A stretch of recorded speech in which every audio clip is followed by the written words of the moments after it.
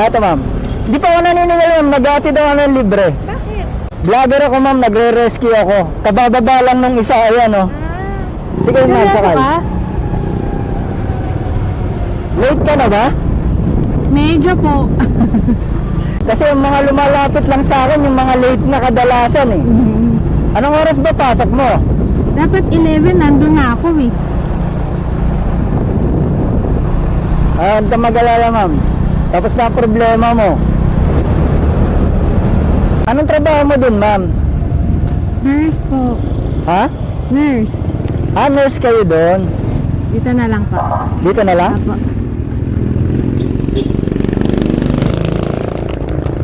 Magkano po?